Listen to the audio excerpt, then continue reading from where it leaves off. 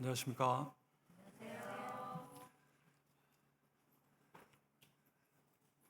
인사를 해야 되는데 사회자가 인사를 먼저 하셔서 식사들은 다 하고 오셨습니까? 네.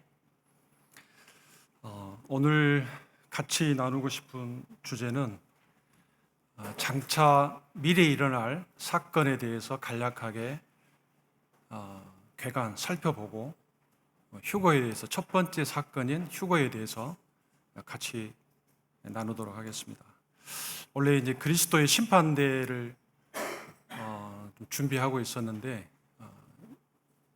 우리가 일어날 미래의 사건을 전체를 먼저 한번 훑어보는 게 좋겠다. 우리가 보통 이제 종말론이라고 그러는데 이 부분을 전체를 한번 훑어보면 좋겠다. 그리고 한 주제 한 주제씩 이렇게 하면 좋겠다. 그런 생각이 들어서 이 부분을 준비를 했습니다. 미래에 일어날 사건은 크게 7가지 정도로 성경 속에서 분별을 하고 있습니다. 그 첫 번째가 휴거입니다. 그리고 두 번째가 이제 교회가 휴거되고 나면 공중에서 그리스도의 심판대와 어린 양의 혼인 잔치가 있을 걸로 분별합니다. 그리고 지상에는 7년 대환란이 있을 것이고 그 환란이 끝날 때 주님이 지상에 재림하시고 그리고 지상의 재림하심과 함께 천년왕국이 문자적으로 이 땅에 천년왕국이 세워질 것이다. 그렇게 분별합니다. 그래서 이제 5가지 했잖아요. 끝나고 시험 볼지 모릅니다. 첫 번째 휴거, 그리고 공중에서 그리스도의 심판대와 어린 양의 혼인잔치, 그리고 세 번째가 7년 대환란, 그리고 주님이 지상에 재림하시고 천년왕국이 이루어지는 것 5가지. 나머지 2가지가 이제 크고 흰 보좌의 심판. 우리가 보통 복음 전할 때 계시록 20장 말씀을 많이 전하잖아요. 사실은 이거는 마지막 심판입니다. 그래서 천년왕국이 끝나고 나서 백보좌의 심판이라고 하는 이 심판이 있을 것이고, 그리고 마지막에 새하늘과 새 땅, 그러니까 하나님이 함께 하시는 영원한 왕국, 이렇게 7가지로 크게 분별을 합니다. 그래서 이 부분을 조금 더 설명을 하고 휴거에 대해서 말씀을 나누겠습니다. 먼저 교회 휴거가 첫 번째라고 했잖아요. 여기에서 특징은 공중에서 우리가 주님을 만날 거라고 하는 겁니다. 설레시나요? 공중에서 주님을 만난다고 하니까 좀 설레세요? 결혼을 해보신 분들은 설레 본 적 있으신가요? 없었어요? 그냥 중매하니까 그냥 가서 만나서 결혼해서 사셨습니까? 주님 우리가 공중에서 만난다. 그리고 두 번째가 우리가 휴거될 때 불멸의 몸. 현재 우리 몸은 불멸의 몸이 아니잖아요. 근데 영화롭고 불멸의 몸을 입게 됩니다. 그리고 반대로 거듭나지 못한, 우리가 보통 이제 명목상의 그리스도인이라고 그러는데 이분들은 땅에 남게 됩니다. 혹 우리들 중에 그럴 리 없겠지만 거듭나지 못한 분들은 주님이 오실 때 땅에 남게 됩니다. 자기의 영혼의 문제를 돌아보는 것은 아주 중요한 것이겠습니다. 휴거를 생각할 때 이 부분을 좀 생각해 봤습니다. 주님이 공중에 오시는 거잖아요. 그러면 주님이 초림하셨지 않습니까? 그리고 초림이 하셨는데 주님이 오시기까지 대략 이 예언이 성경에 보면 그 기간이 얼마 정도 됩니까?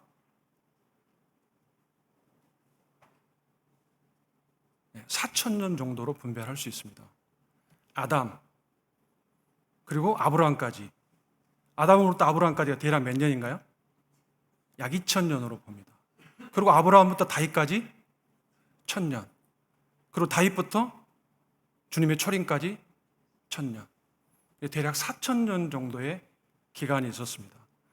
그리고 주님이 오시겠다라고 하는 이 약속들이 예언의 형태로 점진적으로 이렇게 예언되거든요. 200여 가지가 넘는 그리스도에 대한, 메시아에 대한 예언들이 예언됩니다.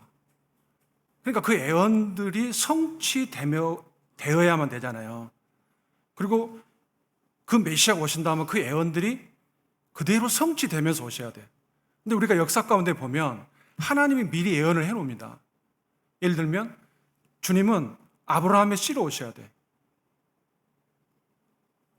근데 이런 일들이 있어 우리가 성경 읽어보면 방해가 있었나요?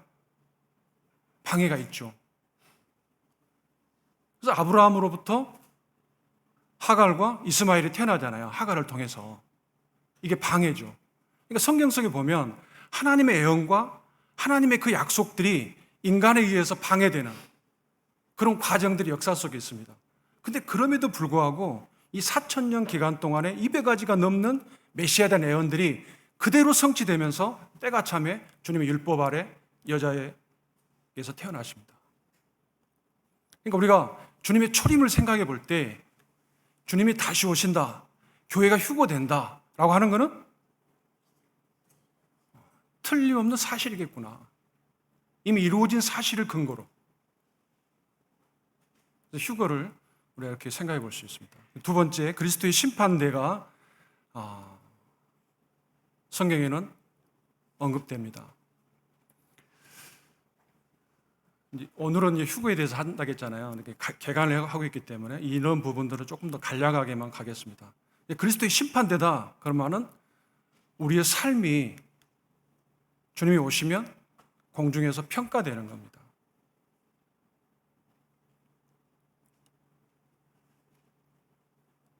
아무렇지도 않으신가요?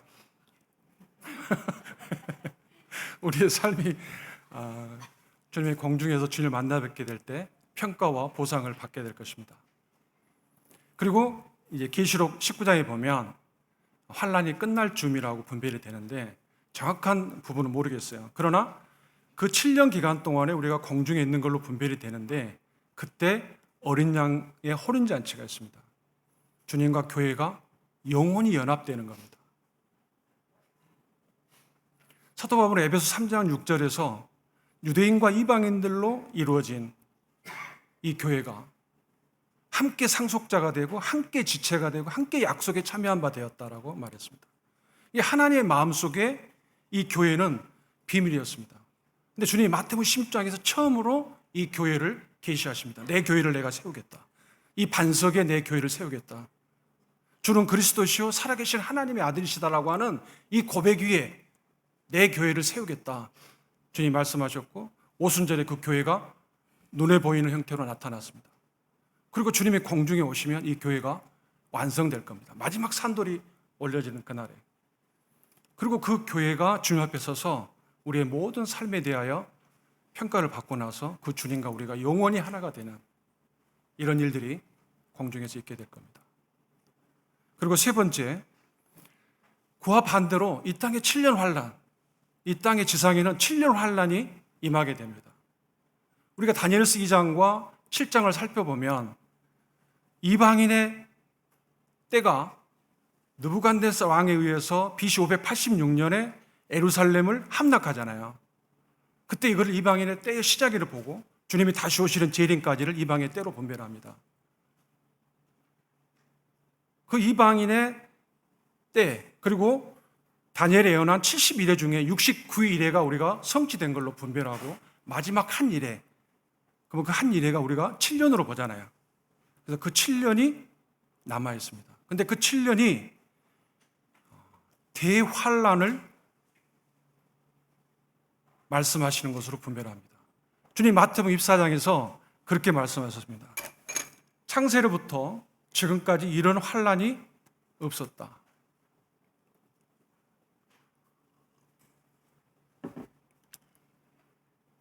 그래서 이거를 대환란이라고 그러고 또 야곱의 환란의 때라고 분별합니다.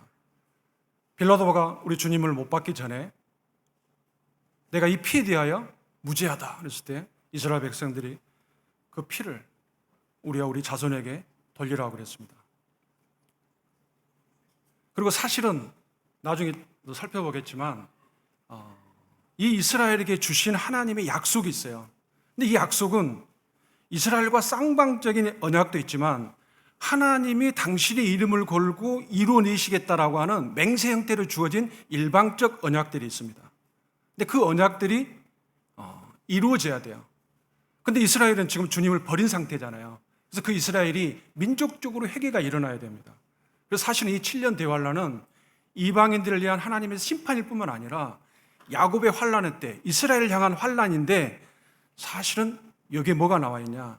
정결케 하시는, 이스라엘을 다시 회개케 하여 돌아오게 하는, 사실은 그런 하나님의 뜻이 담겨져 있는 걸로도 분별이 됩니다. 7년 대환란이 이 땅에 있게 될 겁니다. 그리고 이제 주님의 지상 재림이 이 땅에 문자적으로 주님이 이렇게 말씀했어요. 마태복음 25장에서 인자가 구름을 타고 능력과 큰 영광으로 오는 것을 보리라고 말씀했습니다. 주님이 실제적으로 이 땅에 오시게 될 겁니다. 그리고 천년왕국이 들어가기 전에 주님이 성경에 볼 때 약 4가지의 사건이 일어나는 걸로 분별이 되어집니다. 왜냐하면 이 천년왕국에 들어가기 위해서 이스라엘 중에서 천년왕국에 들어갈 사람들, 그리고 이방인들 중에서 천년왕국에 들어갈 사람들, 그래서 이스라엘 중에서 천년왕국에 들어갈 사람들이 마태복음 25장에 나와 있는 열처녀의 비유에서 언급되고 있는 걸 분별하고, 그리고 이방인들이 들어가는 문제에 대해서는 25장에 나와 있는 양과 염소의 비유에 대해서 거기에서 주님이 왼쪽에 있는 자들, 오른쪽에 있는 자들 이렇게 하시잖아요. 그렇게 분별이 되어집니다. 그리고 구약 성도들이 부활해서 그 땅에 천년왕국에 들어갈 것이고, 그리고 환난 중에 죽은 성도들이 또한 이 천년왕국에 들어간 걸로 분별이 되어집니다. 그러나 모든 불신자들이 일어나는 건 아닙니다. 그것은 나중에 백보자의 심판 때 모든 죽은 자들을 주님이 이렇게 세우는 것은 백보자의 심판 때라고 분별이 되어집니다. 그리고 다섯 번째, 이 지상재림이 주님이 하시고 나서 천년왕국이 시작됩니다. 이 천년왕국은 주님이 만왕의 왕으로 통치하는 하나님의 나라입니다. 그리고 성경에 보면 이 천년왕국은 성경에서 초막절로 비유된 걸로 분별이 되어져요. 그래서 우리가 레위기 23장을 읽어보면 7가지 절기가 나옵니다.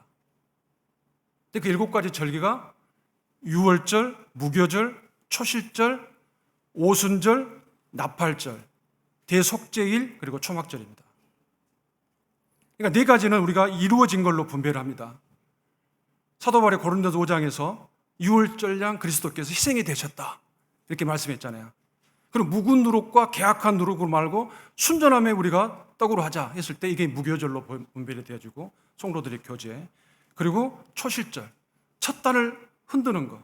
근데 사도 바울이 고린도 교회 편지할 때 우리 주님 부활의 첫 열매가 되셨다. 그리고 이후에 77절이 있는데 우리가 오순절로 분별하는데, 이 오순절 50일째 되는 날 주님이 사도행 2장에서 성령님이 오셨잖아요.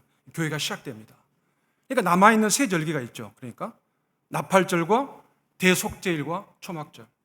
이 나팔절은 주님이 공중에 오실 때 우리가 데살로니가 전서를 읽어보거나 고린도 15장을 읽어보면 나팔소리와 함께 옵니다. 이게 나팔절. 주님이 오셔서 교회를 데리러 가시는. 그러니까 우리가 나팔소리와 함께 공중으로 갑자기 순식간에 끌어올려질 겁니다. 그리고 대속죄일, 이스라엘 백성들이 민족적으로 회개하는 그 날이 남겨진 걸로 보여집니다. 사도 바울이 로마교회에 편지하면서 이스라엘에 대한 하나님의 섭리, 경륜을 언급하면서 자기도 유대인인데 그러면 유대인들이 다 제껴졌냐? 그렇지 않다는 거예요. 이방인의 충만한 수가 들어오기까지 이스라엘은 잠시 빗겨져 있는 것입니다. 그들의 거절이 허락되어지고 있는 거죠. 그 사이에 그 어간에 지금 교회가 태어나온 것이죠. 그리고 마지막이 초막절입니다. 이 초막절은 수확과 축제의 날이거든요. 그리고 애굽에서의 그러한 때를 그들이 기억합니다. 그런데 우리가 생각해 보세요. 사실 천년왕국은 이사야 11장이라든가 이걸 읽어보면 자연기가 놀랍게 회복된 곳입니다. 마치 에덴 동산처럼 어린아이가 독사굴에 손을 넣었는데 물지 않아요. 우리가 주일학교 찬양에서 많이 불렀잖아요. 그러니까 놀랍게 회복됩니다. 100세에 죽은 사람이 아이예요. 아이가 죽은 거예요. 100살 먹은 사람이 죽었는데 아이가 죽었다. 그러니까 수명이 놀랍게 연장됐잖아요. 근데 주님은 이 천년왕국에 대하여 우리들에게 보여줄 때 근데 그게 초막절과 같다는 거예요. 뭐가 비교할 때? 주님 마지막에 이루실 영원한 하나님의 왕국, 새하늘과 새 땅에 비하면 마치 물이 줄줄줄 새는 초막에 불과하다는 거예요. 놀랍게 회복된 곳이지만, 사람의 수명이 놀랍게 연장된 곳이지만, 그런 하나님이 마지막에 이루실 그 새하늘과 새 땅에 비하면 이 천년왕국은 초막절과 같다는 거예요. 그리고 마지막에 이제 크고 마지막에 여섯 번째 크고 흰 보좌의 심판이 있습니다.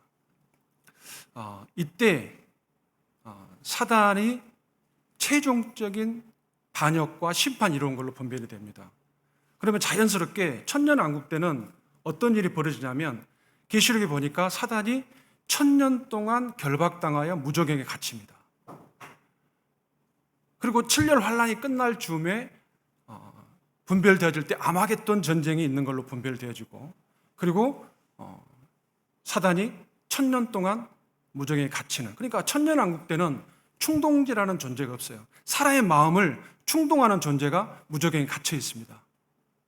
근데 그 사단이 잠시 놓일 것이고, 천년이 끝날 즈음에, 그리고 그때 1000년 동안에도 예수 그리스도의 통치에 대하여 반역하는 무리들이 일어날 걸로 분별을 합니다. 사단이 그들을 충동해서 마지막 반역이 일어날 건데, 우리는 그게 곡과 마곡의 전쟁으로 분별을 합니다.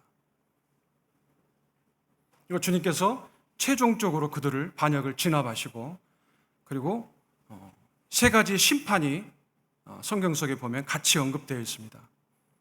사단의 심판이 있고, 아까 말씀드렸던 모든 불신자들, 죽은 자들 가운데서 그리스도 밖에 있었던 모든 사람들을 일으켜서 마지막 심판하시는, 그리고 세 번째가 죄악으로 오염돼서 이 땅이 하늘과 땅이 죄악으로 오염되어 있잖아요.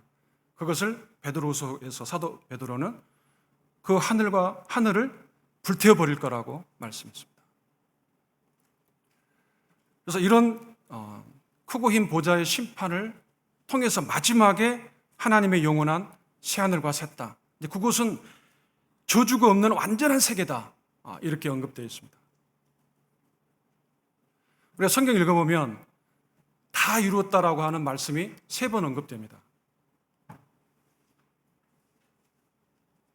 이 정도에서 이제 좀 쉬어가는 타임이 돼야 되겠죠. 퀴즈 형태로 내야 되나요? 다 이루었다.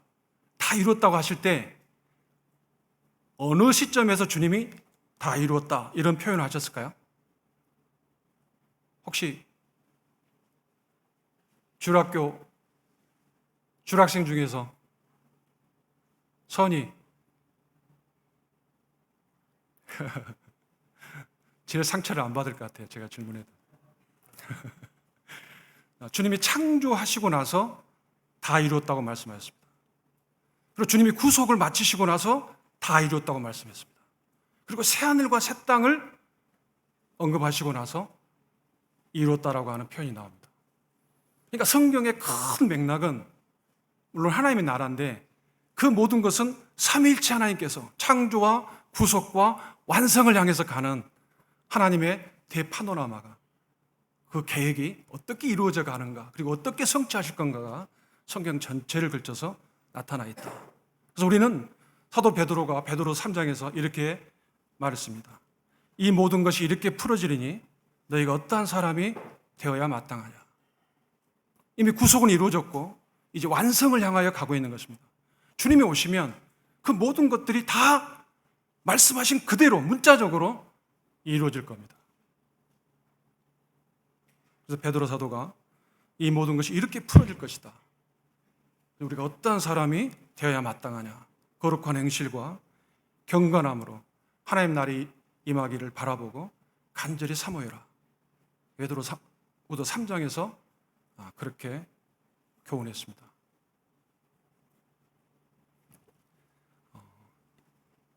제가 가지고 있는 역량으로 저는 이 미래에 이루어질 미래 사건 7가지에 대해서 대략적으로 개관을 이 정도로 맞추고, 이제 첫 번째 휴교에 대해서 본 주제로 돌아와서 같이 좀 나누겠습니다. 고린도전서 15장 한번 펴주시겠습니까?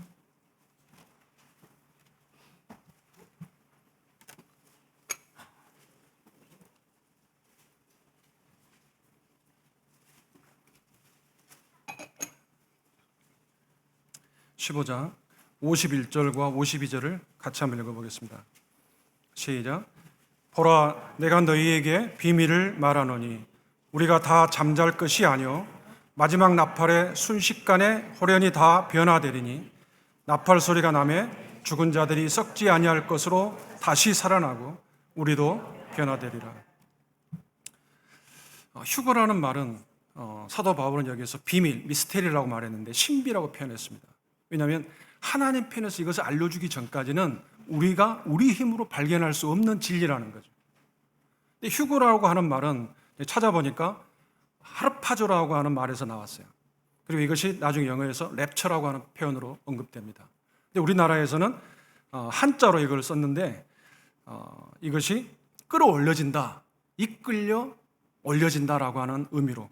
근데 여기 나와 있는 단어를 찾아보면 갑자기라고 하는 표현이 중요합니다. 순식간에 이끌려 올려진다. 그리고 강력한 힘으로 다른 곳으로 옮겨진다. 사도 바울은 이거를 공중으로 옮겨지는 걸로 말했습니다. 우리가 공중으로 순식간에 우리의 몸이 변화돼서 공중의 주님을 만나뵙게 된다.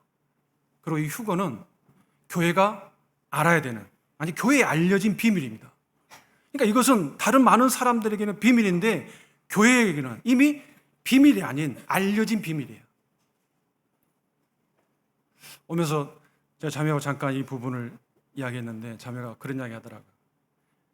주님이 다시 오시는 휴거에 대해서 늘 생각한다는 거예요. 이유는 모르겠어요.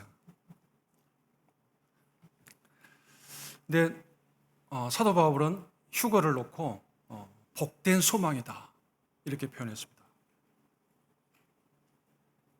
복된 소망. 그래서 저는 휴거에 대해서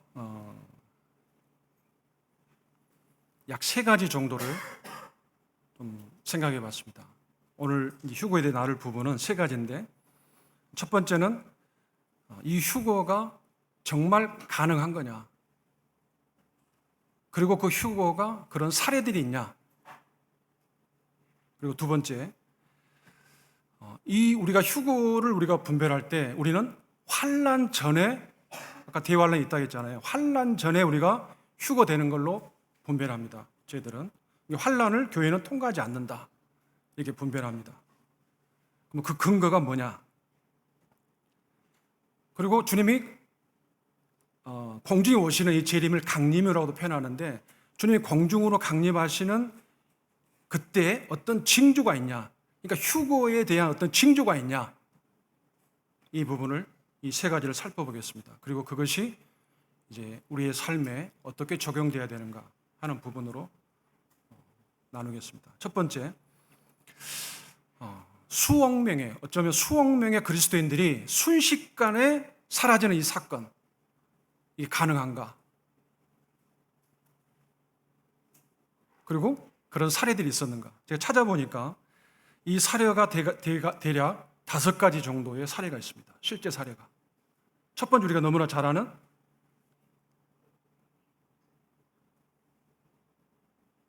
입모양이라도 좀 해야 되는 거 아닙니까? 이응 발음이라도 좀 어떻게. 그래서 창세기 5장에 보니까 에녹이 나옵니다. 300년 동안 하나님과 동행했던. 근데 뭐라고 표현되어 있냐면 하나님이 그를 데려가심으로 세상에 있지 아니하였더라. 에녹은 휴거된 겁니다. 두 번째, 엘리야가 있습니다. 열왕기하 2장을 찾아보니까 엘리야가 엘리사가 보는 앞에서 해오리 바람을 타고 하늘로 올라갔습니다. 그리고 세 번째, 이사야가 정확히 이게 휴거인지는 잘 모르겠어요. 그러나 그렇게 되어진 걸로 분별이 되어집니다. 우시야 왕이 죽던 해라고 명확히 언급하면서 그가 만군의 여호와이신 왕을 배웠다라고 했습니다.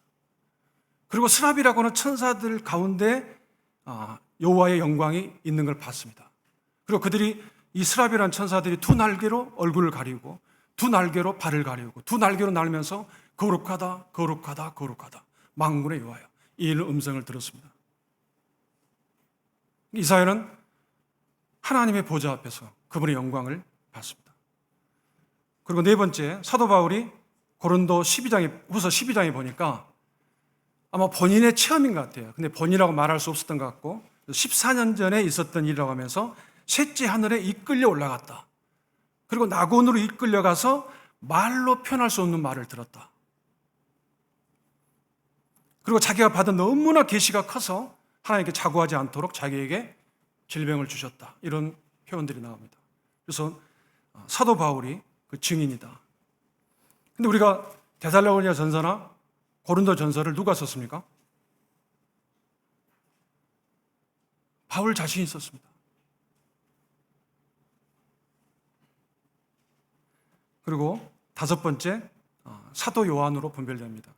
계시록의 4장에 보니까 그가 하늘의 열린 문을 보았고 이리로 올라오라는 음성을 듣습니다. 그리고 성령에 감동되어서 하늘에서 보좌에 앉으신 이를 봅니다. 그리고 그렇게 하기 전에 그가 부활하셔서 영광 가운데 계신 주님을 뵙습니다. 그리고 그 주님 앞에서 요한 같은 경우에는 주님이 이 땅에 계실 때 늘 친밀한 그 가까이 했던 존재였잖아요. 근데 부활하신 주님을 뵀을 때 그가 주님 앞에서 죽은 자처럼 되었습니다. 그래서 주님이 그를 만지셨어요. 두려워하지 마라. 내가 전에 죽었었다. 그러나 이제는 세세토록 살아있어. 사망과 은배 열쇠를 내가 가졌다. 요한은 주님을 뵀습니다. 그래서 우리가 계시록을 읽어보면 내가 보니, 내가 보매 이런 표현들이 많이 나옵니다. 그래서 우리는 이러한 성경의 사실들, 우리가 복음을 전할 때 제일 먼저 전하는 주제는 하나님입니다. 근데 우리가 그 하나님을 전할 때 물론 자연의 현상, 만물 가운데 나타난 하나님의 작품들을 통해서 우리가 하나님의 존재를 입증하지만 그러나 사실은 더 놀라운 진리인 성경을 가지고 전하잖아요. 그래서 성경의 사실성을 우리가 맨 먼저 입증합니다. 성경이 진리라고 하는 사실을 맨 먼저 입증하는 이유가 뭐냐? 우리가 앞으로 전하려고 하는 모든 것이, 그리고 우리가 우리의 삶을 거는 그 모든 것이 성경이 진리냐 아니냐, 여기에 달려있는 거거든요. 그래서 우리는 성경이 사실이라고 하는 것을 입증해냅니다. 아니, 이미 성경 자체로 입증되어 있는데 우리 연약함 때문에 그 사실이라고 하는 사실들을 인간의 관점에서 밝혀주는 거죠. 그러니까 우리가 성경이 진리라고 하는 사실을 우리가 이미 믿고 있기 때문에 휴거는 성경 속에 명확하게 입증된 이 성경 속에서 더 있을지 모르겠지만 최소한 5가지 사례들이 분명히 있는 걸 볼 때 휴거는 명백한 사실이다. 꾸며낸 이야기가 아니다. 실제 일어날 사건이다라는 겁니다. 우리는 지금 현재는 우리는 주님을 만나 뵐 때 죽음을 통해서 주님을 만납니다. 주님이 오시면 우리가 죽음을 보지 않고 그 주님을 공중에서 직접 만날 겁니다. 이게 오늘 이루어질 수 있는 진리입니다.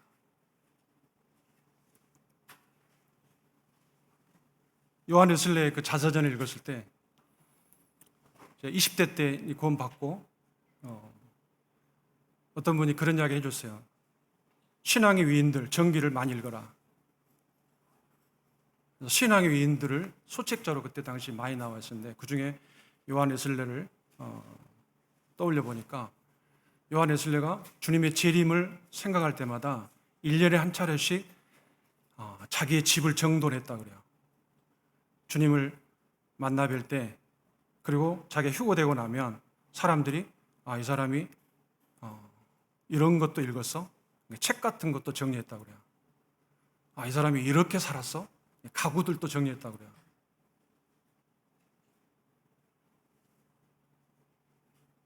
그러니까 성경을 진리로 믿는, 아버지의 말씀이 진리입니다라고 고백하는 많은 분들은 주님이 오늘 오실 걸로 분별하고 살았던 것 같아요.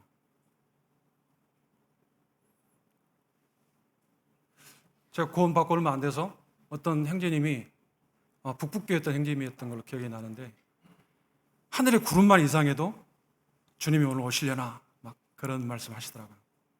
근데 그때는 제가 너무 어려서 그런지 모르겠지만 좀 뭐라 해야 되나요? 약간 좀 그 표현이 와 신실하다 이런 표현보다 그렇게 얼른 그렇게 마음이 다가가지 못했던 것 같아요. 근데 주님을 더 알아가고 성경을 가까이 하면서 그리고 그런 위인들이 살았던 그들이 가졌던 실제적인 삶에서 그들의 마음을 흔들어 놨던 것은 그리스도의 심판대가 아니고 봉사에서 우리의 삶이 평가돼서 어떠한 상급을 받을 거냐 이게 아니었고 그들의 진짜 소망은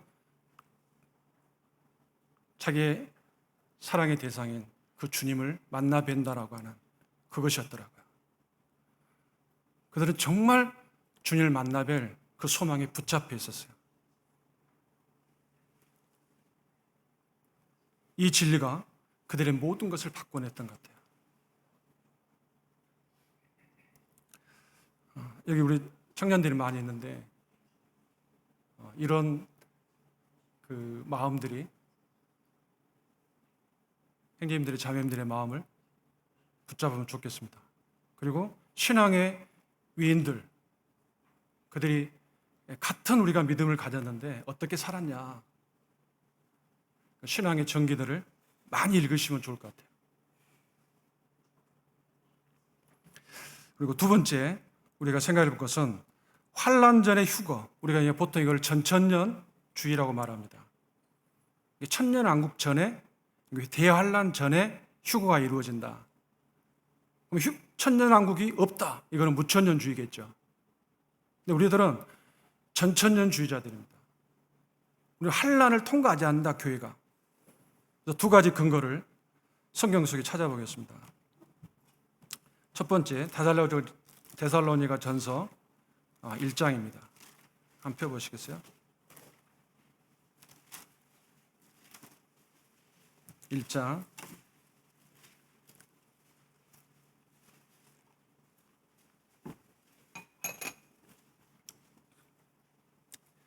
10절입니다.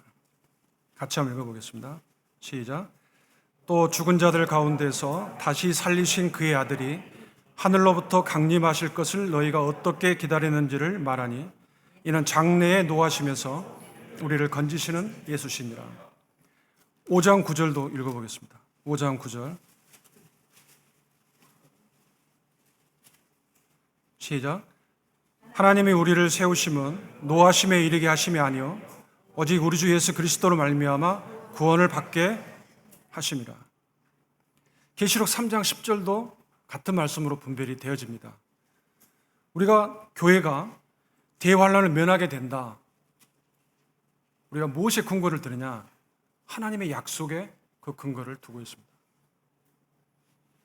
하나님의 교회는 환란을 통과하지 않는다라고 말씀하셨다라고 약속하셨다라고 믿습니다. 그래서 우리는 환란 전에 환란을 통과하지 않고 주님을 공중에서 뵐 걸로 그렇게 믿고 있습니다. 그리고 두 번째, 이 대환란은 교회가 대상이 아니고 회개치 않는 이스라엘과 이방인을 대상으로 한다. 이렇게 분별을 하고 있습니다. 아까 말씀드렸던 것처럼 교회는 마태복음 10장에 주님이 처음으로 계시하셨고 그리고 사도행전 2장에서 이 땅에 태어났고 주님이 공중에 오시면 그 교회가 완성된 걸로 분별됩니다. 그리고 주님이 오시면 그 교회는 하늘로 끌어올려서 신부의 자격으로 주님과 영원히 연합될 걸로 분별합니다. 그럼 7년 대환란은 아까 말씀드렸던 것처럼 이스라엘과 이방인들, 특히 이스라엘을 위한 이 부분들인데 왜 그렇게 분별하냐면 아까 서두에 말씀드렸던 것처럼 하나님께서 이스라엘과 맺은 이 맺다는 말이 찾아보니까 쪼갠다는 말이에요. 그러니까 하나님이 이스라엘과 맺은 언약이 있습니다. 그 언약은 책임과 혜택이 주어지는데 어떤 협정과 같은 건데 하나님 편에서 맹세로 이루시겠다라고 하는 것들이 있어요. 근데 아직 이루어지지 않는 부분들이 있습니다. 예를 들면 하나님이 이스라엘과 맺은 언약을 크게 우리가 세 가지로 볼 수 있는데 하나는 아브라함과 맺은 언약이 있습니다. 그리고 두 번째는 다윗과 맺은 언약이 있고 세 번째는 새 언약이 있어요. 근데 그 아브라함과 맺은 언약이 뭐냐? 크게 세 가지예요. 땅을 주겠다, 자손을 주겠다, 이방인의 복의 통로가 되게 하겠다. 그러니까 천년왕국은 문자적으로 하나님이 주시겠다고 땅에 경계가 있습니다. 여기서부터 여기까지 줄 거야. 그리고 하나님께서 이 땅에 대한 약속과 자손에 대한 약속, 이것이 실질적으로 이루어지는 그때가 언제냐? 우리가 천년왕국으로 분별합니다. 그리고 다윗에게 주셨던 약속은 메시아의 왕국입니다. 그리고 메시아가 다스리는 통치입니다. 근데 그것이 아직 이 땅에 이루어지지 않았어요. 그러니까 천년왕국은 메시아신 주님이 오셔서 실질적으로 왕으로서 그 나라를 다스리는 그때가 남아 있습니다. 그러니까 천년왕국이 문자적으로 이루어져야 돼요. 그리고 회개치 않는 그 이스라엘이 7년 대환란을 통해서 자기들이 찌른 그분을 보면서 그들이 애곡할 거야. 예수 그리스도를 그들이 메시아로 받아들이는 민족적 회개가 일어날 걸로 분별합니다. 그리고 그들이 천년왕국에 비로소 들어가게 되는 거죠. 함께. 그리고 새 언약은 에레미야 31장이나 이런 거 보면 제사함과 관련되어 있는데 거듭남과 관련되어 있습니다. 그리고 하나님 백성과의 교제와 관련되어 있어요. 근데 아직 이스라엘에게는 이게 완전히 이루어지지 않았습니다. 그래서 이러한 세 가지 이 언약의 중심이 바로 주님 예수 그리스도인데, 이런 실현되지 않는 무조건적인 그런 언약들이 이루어지려면 천년왕국은 필연적이다. 대환란은 이스라엘이 민족적으로 회개하는 그러한 준비 기간과 같은 기간이 될 것이다. 왜냐하면 이스라엘이 지금 현재 완고하고 하나님의 계획에 대해서 소경 상태에 있기 때문이다. 그래서 우리가 이 부분을 놓고 볼 때 교회는 하나님의 심판의 대상이 아니고 7년 대환란은 이스라엘과 회개치 않는 이방인을 대상으로 하는 하나님의 심판이다라고 하는 부분을 분별할 때 교회는 환란을 통과하지 않는다. 이 두 가지 근거에 의해서 말씀을 드립니다. 물론 더 근거가 있겠죠. 그러나 저는 우선 이 두 가지 명백한 근거에 의해서 교회가 환란을 통과하지 않는다. 이렇게 분별을 하고 있습니다. 한 가지 여기서 교회가 환란을 통과하지 않는다라고 하는 이 부분에 대해서 한 가지 중요한 점이 있습니다. 이 부분에 대해서는 저도 오랫동안 생각해 본 부분인데 어떤 거냐면 우리가 보통 전천년주의, 그러니까 교회가 환란을 통과하지 않는다라고 하는 이 부분에 대하여 우리는 보통 종말론이라고 그러는데, 이러한 종말론에 대한 분별, 이거를 만약에 바꾸잖아요.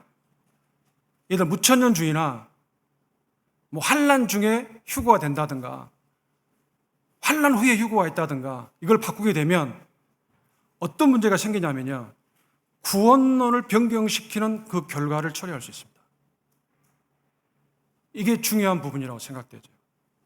무슨 말이냐면 제가 이걸 자료들을 좀 찾아봤는데 무천년주의를 가르친 사람, 그리고 무천년주의가 교회 가운데에서 자리 잡도록 만든 장본인이 누구냐면 우리가 보통 어거스틴이라고 부르는 아우구스티누스인데, 이 사람이 무천년주의자입니다. 그래서 로마 카톨릭은 다 이 사람의 견해를 갖고 있어요. 근데 이 사람이 원래는 무천년주의자가 아니고 신앙 초기에는 전천년주의자였습니다. 그리고 이 땅에 천년왕국이 문자적으로 설립된다라고 하는 세대주의자였어요. 근데 어떤 이유 때문에 이 입장을 바꿉니다. 그리고 AD 이 400년 전까지는 사도들이나 교부들이 다 환란전 휴거를 가르쳤어요. 전천년주의를 받아들였습니다.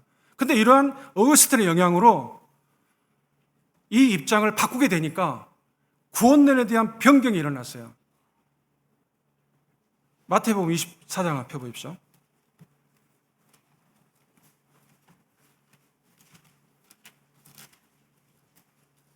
마태복음 24장 13절입니다. 같이 읽어보시죠. 시작. 그러나 끝까지 견디는 자는 구원을 얻으리라. 이 말씀이 이 말씀에 대한 해석이 달라져 버립니다. 우리는 이 말씀이 대환란 때 육체적으로 구출을 받는다 이렇게 분별하는데, 이 종말론을 변경하니까 이 말씀이 어떻게 되냐? 영원한 구원에 대한 절대 조건으로 바뀌어 버립니다. 그러니까 끝까지 견뎌야 구원을 받는다라고 하는 해석이 나온 거예요. 그리고 어거스틴은 우리가 보통 하나님께서 의롭다라고 하는 이 표현을 어떻게 분별하냐면, 법정에서 하나님이 의롭다라고 선언하다 이렇게 분별합니다. 이 단어가 디카이오인데, 이거를 의롭다라고 선언하다, 법정 용어로 분별하거든요. 근데 어거스틴은 이거를 의롭게 만들다라고 이해합니다. 그래서 우리들은 하늘 법정에서 즉각적으로 무죄 선언이 된 걸로 받아들이는 이 의가 이 사람들에게는 평생의 노력으로 바뀌어 버려요. 그러니까 환난을 통과한다라고 분별한 분들은 환난 중에 만약에 믿음을 지키지 못했다, 구원이 깨질 수 있다라고 보는 거예요. 다른 구원론에 대한 해석이 나옵니다. 우리는 이미 의롭다라고 선언을 받았습니다. 루터가 종교개혁을 일으킬 때 원래 루터 자신의 혼자만의 분별은 아니었다고 그래요. 언어에 탁월했던 필립 멜라비톤의 도움을 받아서 이 디카이오가 하나님의 법정 용어다, 즉각적인 무죄 선언이다, 의롭다라고 선언됐다, 우리는 의롭다라고 만들어져 가는 게 아니다, 신분과 상태에 대해서, 그리고 우리가 완전히 신분적으로 의이면서 그러나 우리의 실제 삶에 있어서는 여전히 죄의 삶을 살 수 있다라고 하는 이 부분이 어거스틴에게는 도저히 이해가 안 된 거예요. 그러나 우리는 이 진리를 마음에 받아들입니다. 그래서 환난 전에 교회는 휴거되는 걸로 분별하고 있습니다. 그리고 세 번째, 주님의 공중 강림과 휴거의 징조가 있냐? 있나요? 한번 형님 자매님들한테 여쭤보고 싶습니다. 주님의 공중 강림과 휴거에 대하여 사전에 징조가 있나요?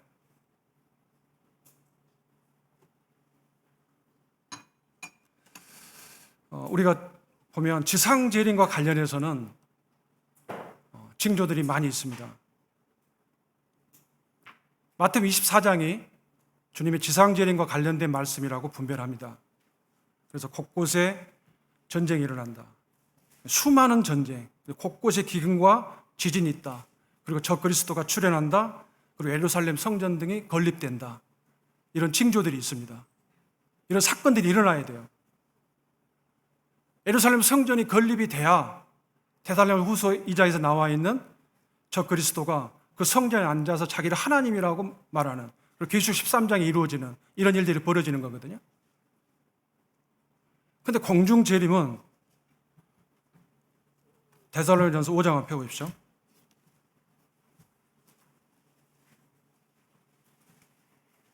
(5장)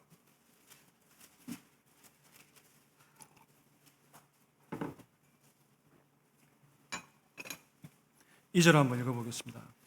시작. 주의 날이 밤에 도둑같이 이를 줄을 너희 자신이 자세히 알기 때문이라.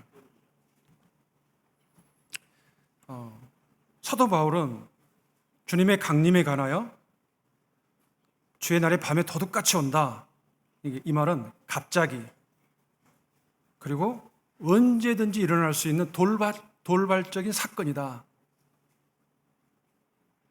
그러니까 우리가 주의 강림, 휴거의 징조는 사전 징조나 경고 없이 돌발적으로 일어날 수 있다, 이렇게 분별되어집니다.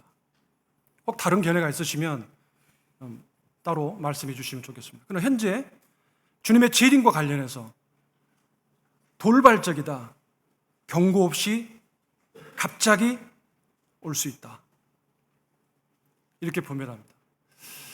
그래서 이 부분을 놓고 좀 마음에 의문이 생겼어요. 아니, 지상 재림처럼 어떤 징조가 있다면 우리 마음이 더 일깨워지지 않을까? 이런 생각이 들었어요.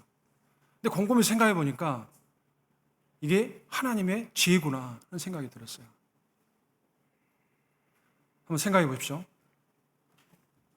왜 이런 징조들을 주님이 얻게 하셨을까? 첫 번째는 우리가 만약에 어떤 사건이 주님의 강림 사이에 어떤 끼어든다고 하면 우리는 틀림없이 주님의 오심, 그분 자체를 기다리는 일보다 우리는 아마 그 사건에 더 마음이 빼앗길 거야. 틀림없습니다. 그리고 만약에 그 사건이 주님의 오시기 전에 일어나야 된다고 하면 주님의 오심에 대한 이 기다림은 매일의 기다림이 될 수가 없어요. 오늘, perhaps 그랬잖아요. today, 오늘이라도 우리가 김종문님이 오셨을 때 뭐 이런 교재 들었지 않습니까? 근데 주님이 만약에 사건이 일어나야만 주님이 오신다 그러면 그 사건이 일어나기 전까지는 이 사건이 아직 안 일어났으니까 주님이 아직 오실 때가 좀 남았네. 성령님께서는 성도들의 마음이 사건이 아니고 주님께 온전히 붙잡히기를 원하셨던 것 같아요. 그래서 그 어떤 것도 주님의 다시 오심 앞에 끼어들지 못하게 하신 것 같아요. 그리고 그것이 주님의 다시 오심, 이 복된 소망이 오늘 이루어질 수 있다라고 하는 매일의 기다림이 되게 하셨다. 그리고 그것이 우리의 개인적인 경건을 증진시키는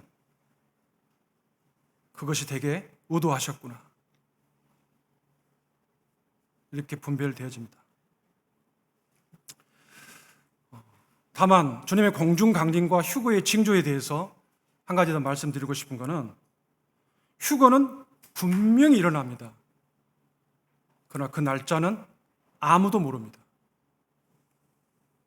92년에 우리가 아는 대로 다미성교회에서 이런 일이 있었잖아요. 천사들도 아들도 모르고 오직 아버지만 아신다. 그리고 이 일은 아버지께서 결정하신다. 그래서 저희들 우리가 성경 읽어보면 성부 하나님께서 아들을 얼마나 사랑하시는가를 우리가 느낄 수 있습니다. 예를 들면 주님의 침례를 받으실 때 받고 올라오시자 하늘이 열리고 이런 내 사랑한 아들이요 내 기뻐하는 자다. 주님 변화상에서 베드로가 모세에게 엘리야에게 그 마음이 빼앗겨서 주님과 동등하게 놓으려고 할 때 갑자기 모든 걸 다 가리우게 하시고 오직 아들만 보게 하셨어요. 그리고 너희는 이는 내 사랑한 아들이니 너희는 저의 말을 들으라 말씀했습니다. 성령님께서 오시면 온전히 주님을 나타내십니다. 성령님의 마음에 그 모든 것은 아들을 드러내는 겁니다. 그래서 우리가 성령의 인도를 받는 사람이냐 아니냐 이걸 볼 때 그의 마음이 아들에 대하여 어떤 마음을 갖고 있냐. 그래서 주님이 직접 말씀하셨습니다. 아무도 모른다, 그 날짜는. 그러나 휴거는 명백히 있다. 마태복음 24장에서 말씀하셨습니다. 5분 남았는데 우리의 주는 교훈을 몇 가지 살펴보겠습니다. 첫 번째, 데살로니가 후서 한번 펴보겠습니다. 데살로니가 후서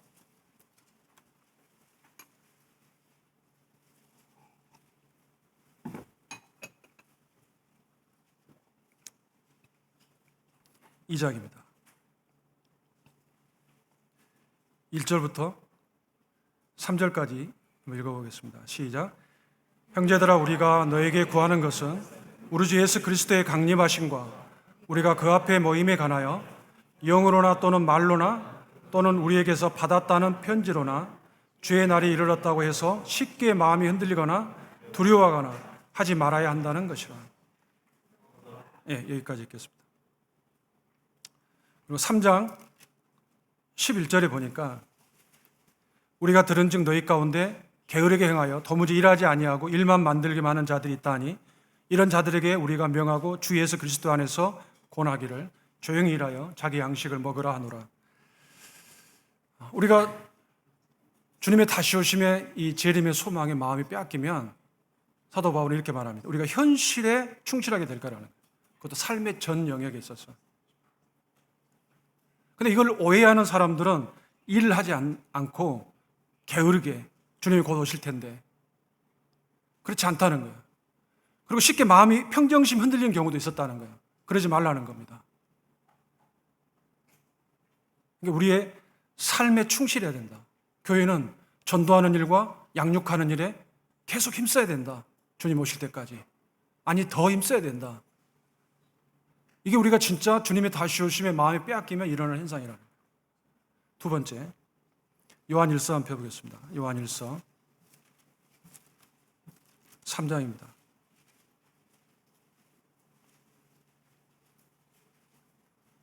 요한일서 3장 2절, 3절 같이 한번 읽어보겠습니다. 시작. 사랑하는 자들아, 우리가 지금은 하나님의 자녀라.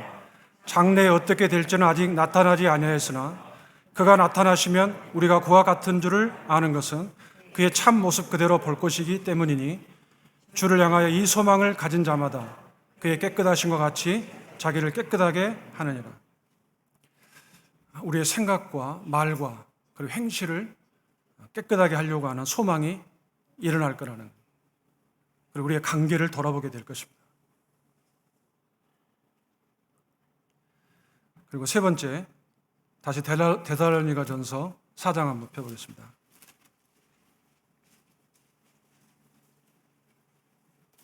사장, 저희들이 잘 아는 말씀인데 4장 18절입니다. 같이 한번 읽어보겠습니다. 시작. 그러므로 이러한 말로 서로 이루하라. 우리가 함께 유업을 이을 자들입니다.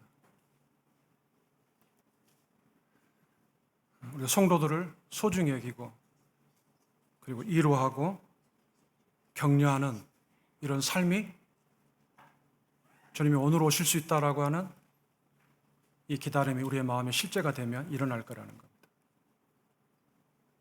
그리고 마지막으로 로마서 14장을 펴보겠습니다. 이 말씀은 어제 교원행제님들 성경 공부에서 나눴던 말씀인데 14장, 이 말씀이 좀 마음에 더 와닿아서 마지막 교훈으로 적용으로 생각해 보겠습니다. 7절입니다. 7절부터 9절까지입니다. 읽어보겠습니다. 시작. 우리 중에 누구든지 자기를 위하여 사는 자가 없고 자기를 위하여 죽는 자도 없도다. 우리가 살아도 주를 위하여 살고 죽어도 주를 위하여 죽나니 그러므로 사나 죽으나 우리가 주의 것이로다. 이를 위하여 그리스도께서 죽었다가 다시 살아나셨으니 그 죽은 자와 산 자의 주가 되려 하심이라. 구원받은 성도의 그 특징 중에 하나가 뭐냐면 삶의 목적이 선명해진다는 겁니다. 죄의 가장 큰 특징 중에 하나는 뭐냐면 자기 중심성입니다. 그래서 우리가 어떤 사람으로도 바뀔 수 있어요. 넉비공과 같습니다. 그런데 우리가 구원을 받고 예수 그리스도가 우리를 위해 죽었다가 다시 살아나셨다. 그리고 그렇게 하신 이유가 우리의 주가 되려 하심이라고 하는 사실이 우리의 마음을 붙잡으면 이런 자기 중심성에서 우리가 점점 벗어나기 시작한다는 거예요. 그리고 삶의 목적이 명확해집니다. 8절에 보니까 주를 위하여 살고 주를 위하여 죽는다. 이게 삶의 목적이 됩니다. 그래서 저희들이 구원받을 때 형제자매님들이 자주 하셨던 말씀 중에 하나가 주님의 뜻이면요. 그러니까 이게 멘트가 아니고 정말 그랬어요. 주님의 뜻이면요. 근데 한 가지를 조금 더 나가서 생각해 보고 싶은 것은 8절 후반절에 보니까 그러므로 사나 죽으나 우리가 주의 것이로다. 좀 차이가 있습니다. 주를 위하여 사는 것과 우리가 주님의 것이라고 하는 것에는 약간의 차이가 있습니다. 어떤 차이냐면 주를 위하여 산다고 하는 것은 여전히 자기가 주가 돼서 그렇게 할 수 있어요. 내가 이것도 하고 내가 저것도 해요. 근데 이런 특징 중에 하나 현상은 뭐냐면, 부정적 현상은 내가 하기 싫으면 안 하는 거예요. 그러니까 살아도 줄을 내야 살고 죽어도 줄을 내야 죽는다. 이건 얼마나 놀라운 변화잖아요. 이거는 구원받은 성도들만 할 수 있는 거죠. 근데 조금 더 나가보면 우리가 주님의 것이다. 이건 좀 다른 차원입니다. 그것은 싫어도 그렇게 하는 겁니다. 주님의 뜻이면. 그러니까 우리가 주체가 돼서 주님을 위해 이것도 하고 저것도 하고 할 수 있죠. 이것도 놀라운 겁니다. 그러나 조금 더 우리가 성장하면 내가 주님의 것이다. 사도 바울이 나는 주님의 종이다라고 했을 때 그 의미가 이런 뜻입니다. 나는 선택권을 갖고 있지 않다. 물론 제게도 이런 사도 바울의 고백이 아직은 멀게 느껴져요. 그러나 최소한 우리가 그런 마음은 갖고 있습니다. 최소한. 살아도 주를 위하여, 죽어도 주를 위하여. 아마 여기 계신 모든 형제 자매님들은 다 그런 마음을 갖고 계시라고 믿습니다. 그러나 우리가 사도 바울과 같은 믿음을 가졌고 같은 은혜를 입었는데 조금 더 나아가 보면 제가 주님의 것입니다.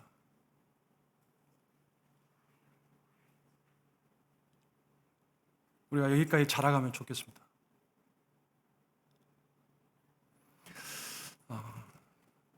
말씀을 마치겠습니다. 휴거의 우리가 가능성과 사례들에 대해서 말씀드렸습니다.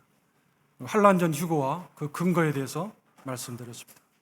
그리고 주의 강림과 휴거의 증거가 있나 하는 부분에 말씀을 드렸고, 이것이 우리의 삶에 어떻게 적용될 수 있나 하는 부분을 나눴습니다.